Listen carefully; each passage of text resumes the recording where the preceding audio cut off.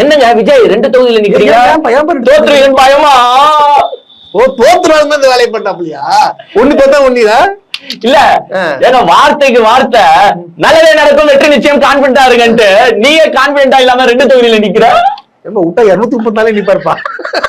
தெரியல 2 தொகுதியில ஏன் நிப்பாங்க? ஏன் நிக்கிற? பயம். இப்போ முதலமைச்சர் மு க ஸ்டாலின் 2 தொகுதியில நின்னாரா? இல்ல. ஏங்க உதயநிதி ஸ்டாலின் 2 தொகுதியில இல்ல. ஏங்க எடப்பாடி பழனிசாமி 2 தொகுதியில நின்னாரா? சீமானு நின்னாரு கேளுங்க. அவங்க ஒரு தொகுதியில தான் நிப்பாங்க. ஏன்னா ஏங்க இங்க ஆல்ரெடி சீட்டுக்கு பிச்சுக்குன்னு எங்களை பொழக்கிறானுங்க.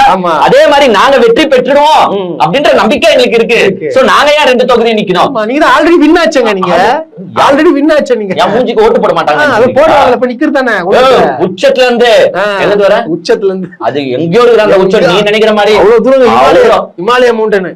அதோட தாண்டியா? சாரிப்பா.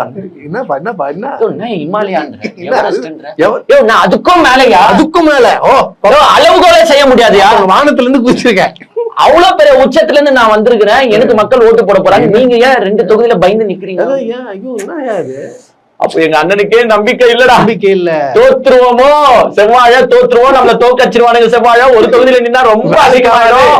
நீ 2 தொகுதியில போட்டியிடு அப்படின்ட்டு வந்து பாத்தீங்கன்னா 2 தொகுதியில போட்டிடுறாரு விஜய். நீ இப்ப இவனுங்களை கேட்டனா அவனுக்கு என்ன தெரியுமா சொல்லுவாங்க? நார்த்ல ஒரு தொகுதி, சவுத்ல ஒரு தொகுதி. எங்க அண்ணன் பரவலா. இப்ப நான் கேக்குறேன், சரி இங்கேயும் ஜெயிச்சிட்டாரு, அங்கேயும் ஜெயிச்சிட்டாரு, 2 தொகுதிக்கு எம்எல்ஏவா இவரால இருக்க முடியும்? எப்படி இருக்க முடியும்? சட்டம் ஒரு தொகுதியை ராஜினாமா பண்ணிதான். அப்ப அங்க இருக்கிற மக்கள், ஓட்டு போட மக்கள் கேட்க மாட்டாங்க. இப்ப என்ன போன பெரம்பூர் வயசு திருச்சி கிடக்கு. சொல்லுங்க பதில் சொல்லுங்க, நீங்களே சொல்லுங்க.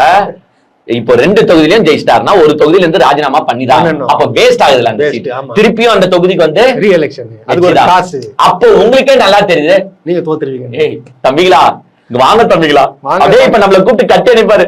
நான் ஒரு தொகுதியிலேயே ஜெயிப்பேன்னு யோசிச்சுட்டு இருக்கும் போது 2 தொகுதியில ஜெயிச்சா என்ன பண்ணுவேன் நீ கேட்டா போடுறா தம்பி.